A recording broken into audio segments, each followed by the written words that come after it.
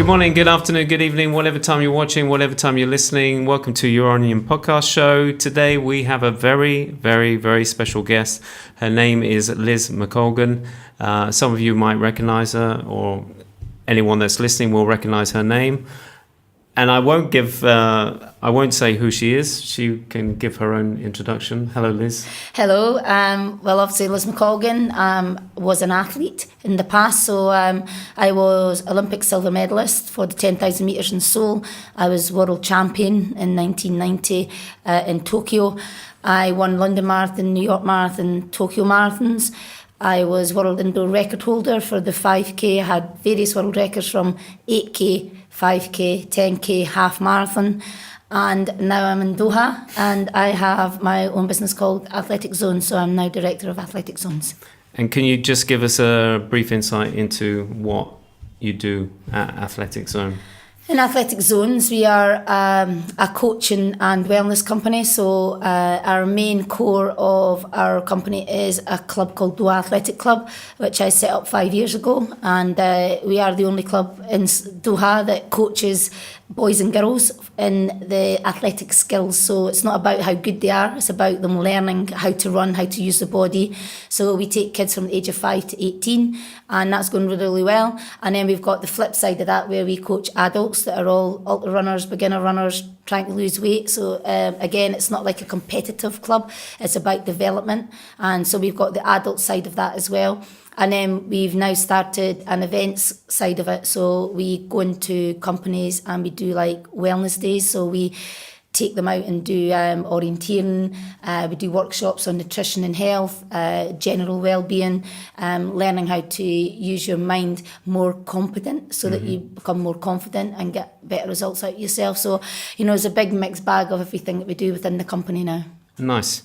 All right, well, let's go back in time. I don't want to really, everyone who does know you and your history, we don't need to focus on the athletics part, but I just want to know, where you were brought up, what you studied at school, and then, how did you fall into athletics? For me, I was brought up in a town called Dundee, which is a very industrial town. There was a lot of unemployment. So I was brought up in not the greatest of circumstances. I was brought up with no electricity and, parents that struggled to put food on the table type of thing. And so for me, running was just by chance. I went to school and our PE teacher was an athlete, a runner, marathon runner. And so instead of giving football lessons and things, he used to put the kids out on cross-country runs. And although I was pretty decent at it, I wasn't outstanding. I wasn't the person that was at the front winning all the races. And did you enjoy it? Because I remember mine, and it was just like, oh. Yeah, I think like my mentality, I've got a very, very stubborn streak, and my mentality is really suited to distance running. I don't need things to motivate me to do it.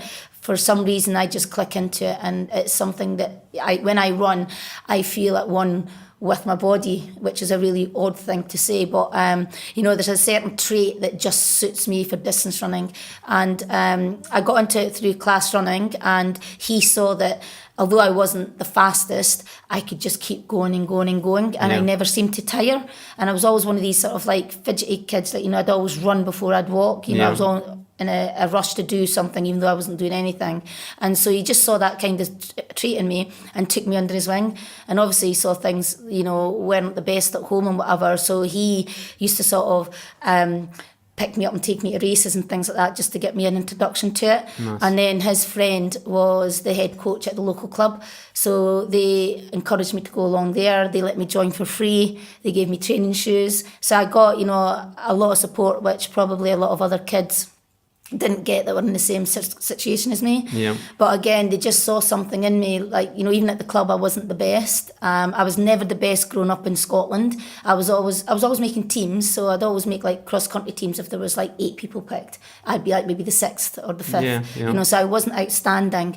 And this is kind of like what I always say. I say, at the start, you don't need to be the best. It's about the development and how you as a person develop through that. And for me, I was a very unconfident child. I was quite a plump child. I wasn't like the ilk that you would say, oh, she looks like an athlete, because I didn't. But I just had a trait in me that was like, I never give up and I'd give everything a go. And whether I was good or bad at it, I wasn't one of these kids that'd go home crying. I'd go home thinking, how am I going to do better the next time? And how am I going to win? How am I going to, I don't want to finish third. I want to win it. And so I just had that kind of trait in me that people saw. And luckily for me, Harry Bennett, who was the head coach at the club, really took me on. He used to give me reading books to read about running, and he used to say to me, you need to know why you're doing this. And so he educated me in running, not in schoolwork, but in running. And from a very, very young age, I started getting a big grasp of what endurance running is and what I had to do. And, I just took it, the whole lot in. And so they saw that. They could see, even though, you weren't the best, they could see that there was something special in you. It's like when I came over to Doha, people would keep throwing all these really skinny girls to me. And I'd be saying, I don't want skinny. Let me see what I've got, because running isn't about like sprinters is different. Sprinters are born, they've got fast twitch. Endurance runners are made. So you need that element in the head of a person that's going to be successful as a distance runner, not naturally what they look like.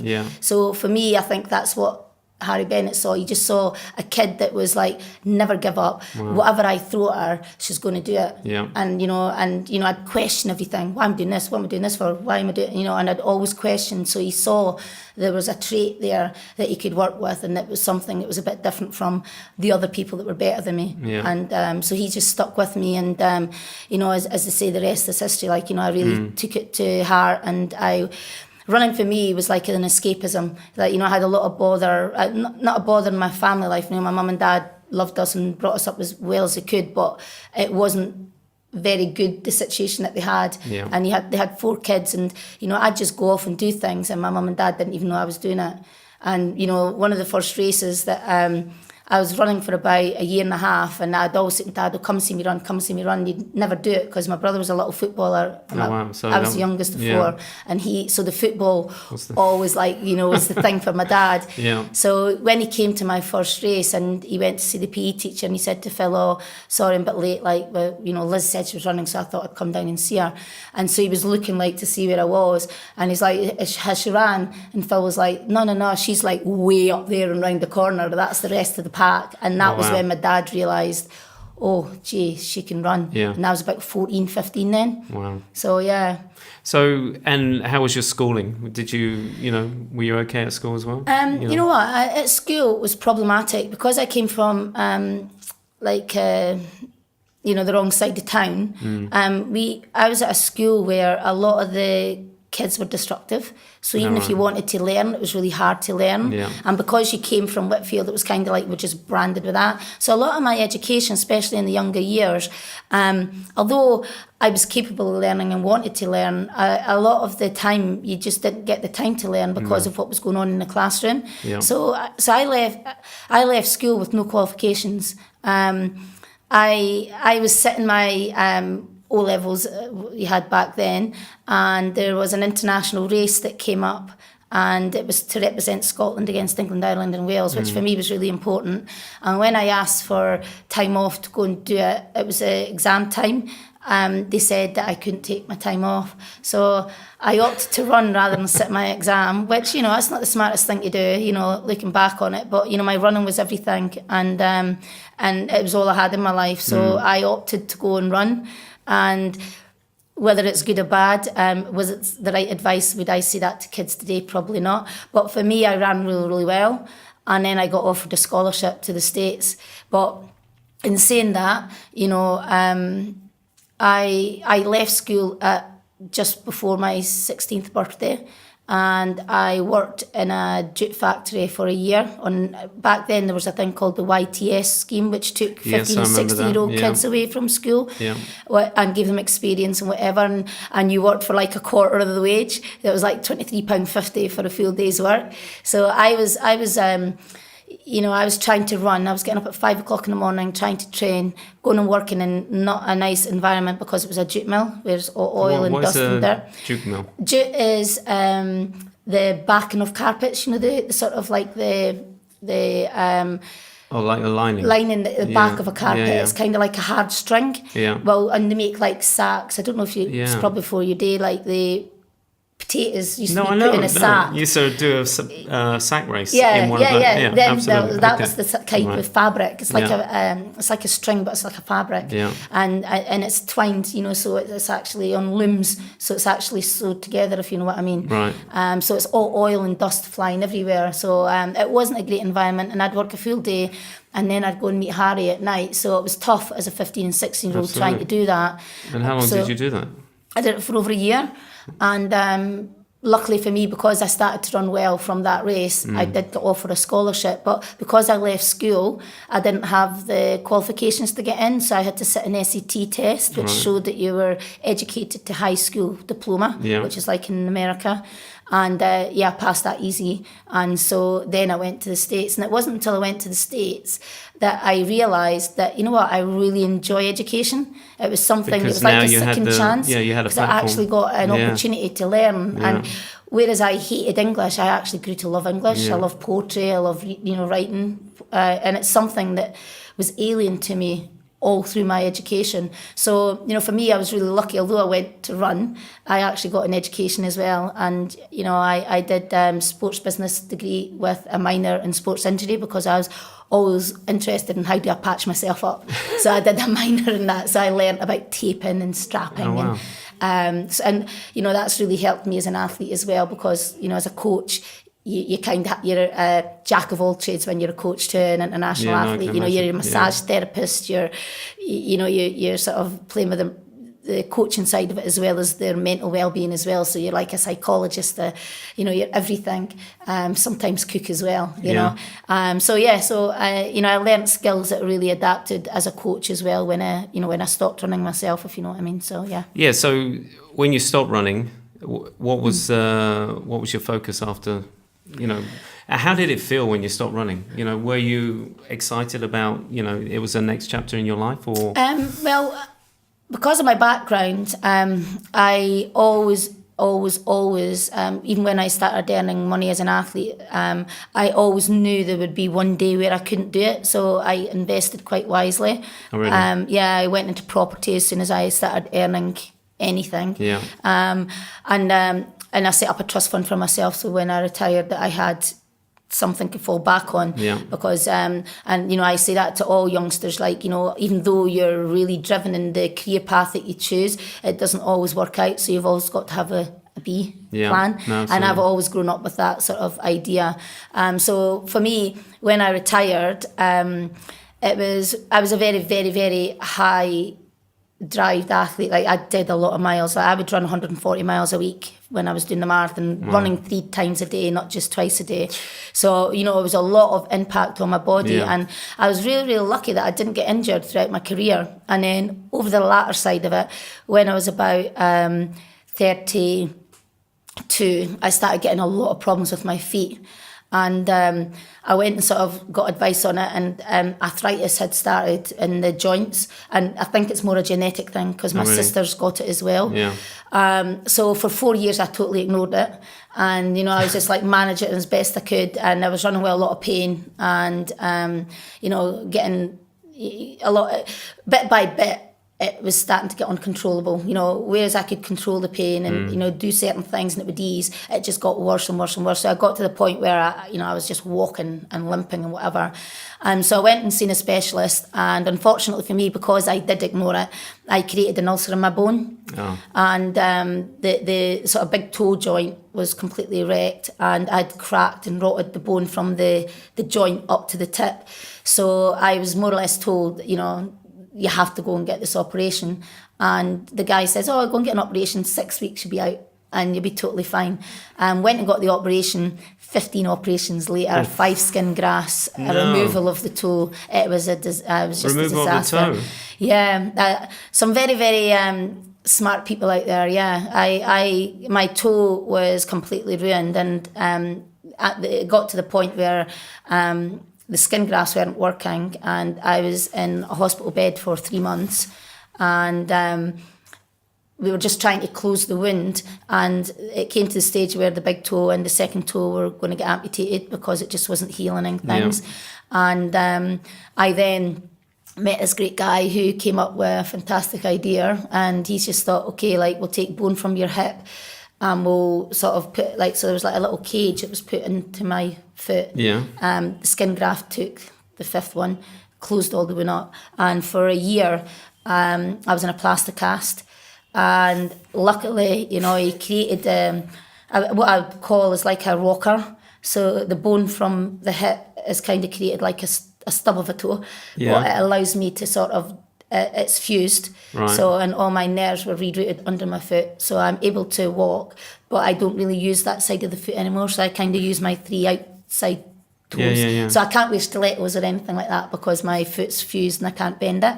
And doesn't it affect your balance as well? It does. It does. But what I've done is I've adjusted. I'm still able. It's amazing. He said I'd never run again, and I'm able to go for a run. But what I can't do is I can't run at speeds because I can't get off on my toe, and I can't run on a treadmill. If I run the treadmill, I've got to hold on because I can't balance because the treadmill moves too quick for me to land on my foot. So, you know, there's adjustments that I need to make. And, you know, obviously I kind of run to the outside my foot and my knee takes a lot of the brunt in my back. So I've adapted how I run. It's not a pretty runner. But I'm not saying I was a pretty runner anyway. But, you know, my biomechanics is really strange in the way that I run. But it allows me to do what I need to do. But doesn't it affect your muscles? Because your muscles then kind of adapt to a different way of running. Yeah, you know, but it's either, you know, you learn to adapt or you never do it. And for me, never to run would be like really serious because I think I would have sort of depressive traits if I didn't run. Because running to me is like someone going for a walk with a dog or whatever. Like it's quite meditation to me to go for a run. And if I didn't have it, I think I'd be one of the worst people ever to live with because I do get down and, you know, I need a pickup and running's my pickup. You know? I totally understand that. What interests me, I saw you do a speech at QBBF, was it last week or a couple of weeks ago? 2 weeks ago, And what inspired me was what you were talking about was the self-belief and the visualization that you were doing at a young age when there wasn't really any books about that. How did you find that? You know, what made you go into that? Well, what happened was, like as I said earlier, I trained really, really hard, probably harder than any other person in the world because I always pushed that extra bit to be, you know, to become who I was, and I see that as a slightly a bad trait rather than a good trait because nothing was ever good enough. I was always pushing and pushing and pushing.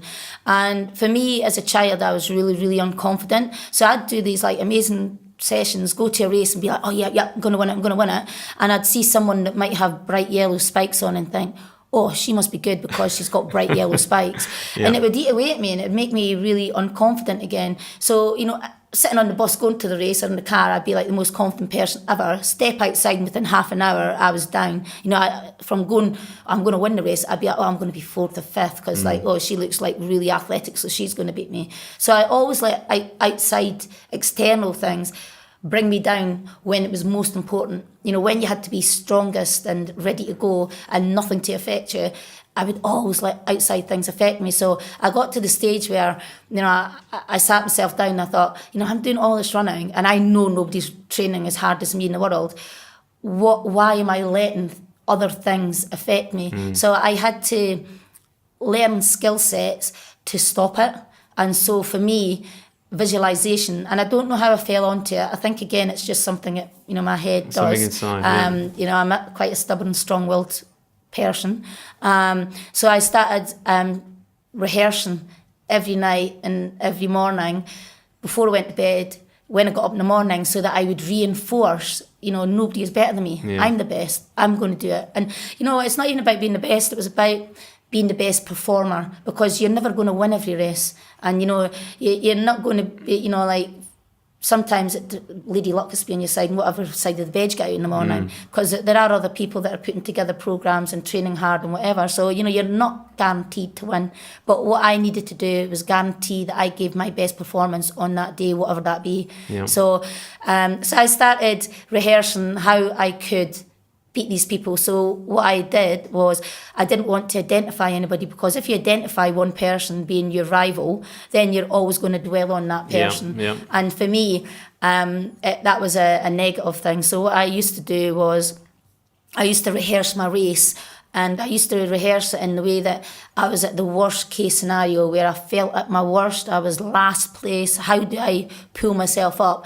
So I used to have like headless athletes all around me, so that I didn't identify with anybody, because I didn't want anybody to me to dwell on that. Yeah. So I used to identify these headless runners, and then I used to work my way through. So I'd be worst case scenario, feeling worse, and I used to just work my way through the field to feeling good, feeling strong.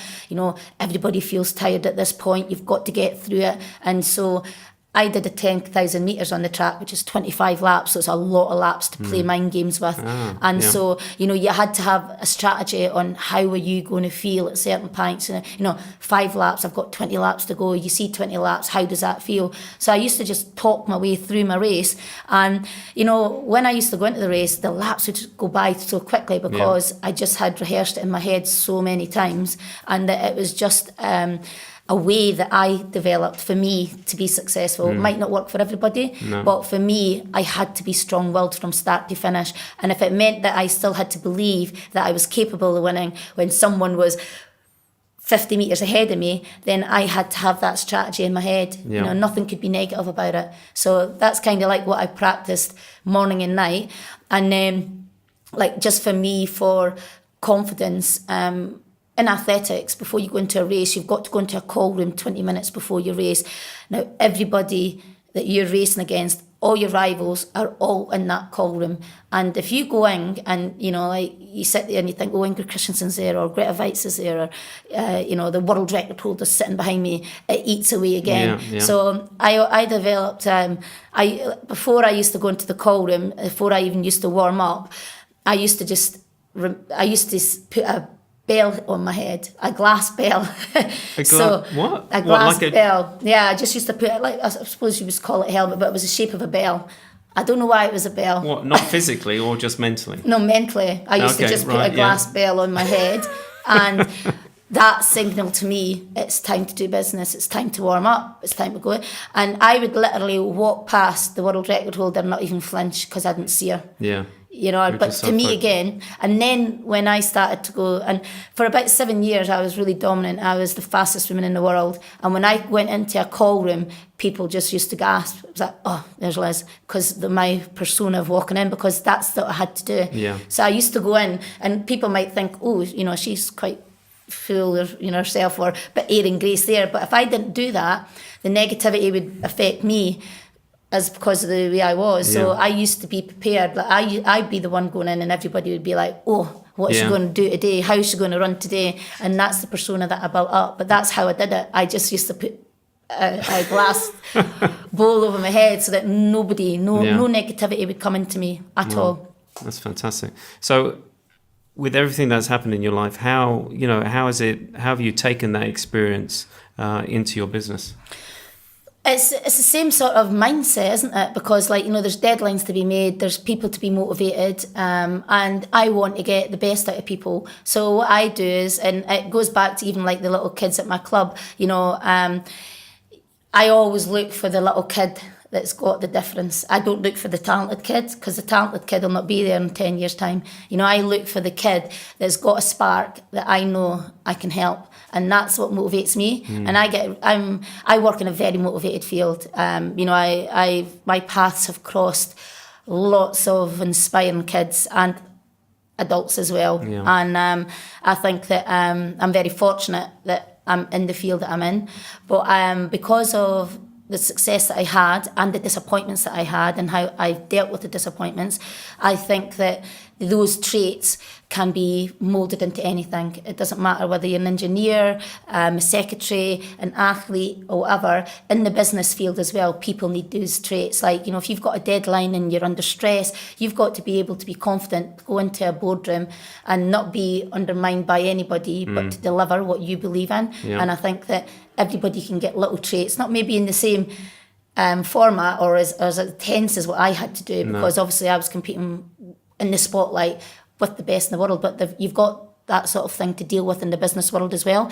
So I think that it's kind of traits that everybody needs to learn to get the best out of themselves. And it doesn't matter whether you're a little child coming to an athletic club or if you're the executive of, IMG. Everybody has to have confidence within their own ability. And I think that if you're confident and learn to be happy in your skin, you'll deliver whatever better. No, and it doesn't matter what level that is at. It can be aimed at anything.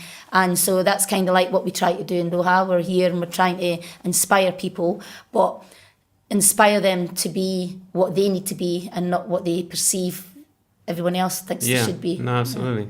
No, that's what amazed me, because I brought my son to you maybe 2 years ago. Yep. And you look at all the other athletes, and it is that impression that they have to be skinny and athletic. And my little one at the time was quite big and flat-footed. But well, that's the way I was, and that's what I say. Like, I think people's perceptions can be so far like right-winged and not really see what the big picture is. And like your son at his age, it was all about let him grow into his body for one, learning the skills, how to run properly. And he was doing really well, actually. And, he never come back. It was a shame. But well, it just got too hot for him. But but he was a competitive wee lad. He might not be the ilk, but he's dead competitive. Yeah. And that is a trait that you never want to squash. You want to encourage it. Yeah. And, you'll find his little niche, and whether it's running or golf or football or basketball, whatever, might not be sport. Might be, I've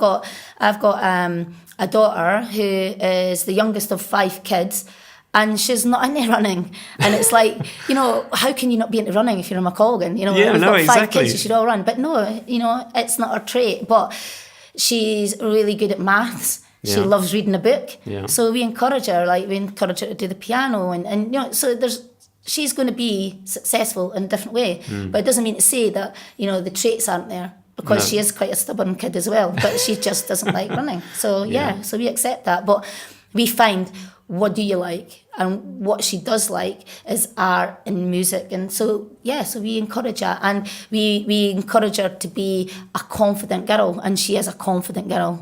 She sent me a message the other day, because she's McColgan, she got selected for the cross-country team because none of the girls would run. So the teacher's like, obviously, you're McColgan, so you'll run. So it's happened twice there. So last year she was forced to run the cross country and she finished maybe about third last. Right. So this year it called up again and she was like, oh gosh. And I says, are you doing it? And she's like, I've got to do it because nobody else is doing it. And she's one of these, like, if nobody else is doing it, I'll do it. I don't care. So she went and did it and she was all excited. She came back and she goes, I finished 18th. I said, well, that's an improvement. So it's like, great honour. And she's confident enough to come and say, that was good. I was 18. I did better than last year. So what an improvement. Yeah. So it's good. For sure. Yeah. So how can people, I could speak for hours, but we've only got half an hour. But how can people get hold of you? How can they sign up to for your athletics and your, for the business side? Yeah, well, we're athletics. We just tell the parents to come along and let the kids try the session. So a Saturday for us is a good day. So we're at Al Saad running track, outdoor running tracks. We're there at 8 o'clock in the morning to 9. So if any kids are interested in having a go, come along and just join in. We let the kids join in. We also do athletics in schools, so we're in 6 schools just now. So look up on your school web page. We might be in your school. We do 6-week athletics terms. So and it's teaching all the skills of athletics. So it's a great one. It's great for all sports because every sport has an element of athletics in it. And if you don't do athletics right, then you'll never be the best that you are. Football, basketball, swimming, everything. Yeah. So, look on your school webpage, see if we're in your school. And as far as the business side goes, we are called Athletic Zones. We have a webpage. I have an email address, lizrun@aol.com. It's quite an easy one to learn and remember. And just get in touch. And, at present, we're actually trying to reach out to companies in Doha now so that we get more into the corporate side of things rather than just the coaching side of things. Yeah, no, for sure. Yeah. And how do you spread yourself? Have you got a team? I do have a team, but I'm a very, very hands-on person. Right. I love doing what I'm doing, and it's my name on the door, so I'll be the one that you'll be dealing with. So I'm a very, very hands-on person. It's very, very hard to get people to coach in the same ethos as you. You can teach all your skills and whatever, but do they deliver it in the way that you do? So that's why I'm very, very involved in what I do. Right. And, I plan to be around for a long, long time. So we've got backup, but I enjoy what I do within the company and things. Right. Yeah. Well, I'm glad to hear it. Yeah. Well, thank you, Liz. Thanks Pleasure. for coming on the show. Thanks for inviting me. And please feel free to pop in anytime and Yeah, let us know any updates. Absolutely, now that you know. Yeah. Liz went around the houses and back to the Pearl, didn't you? Yeah, it took me back to the Pearl. Good old ways. Yay. Thank you, Liz. Thank you, guys. Pleasure. And we'll catch up with you next week. Take care. Bye-bye.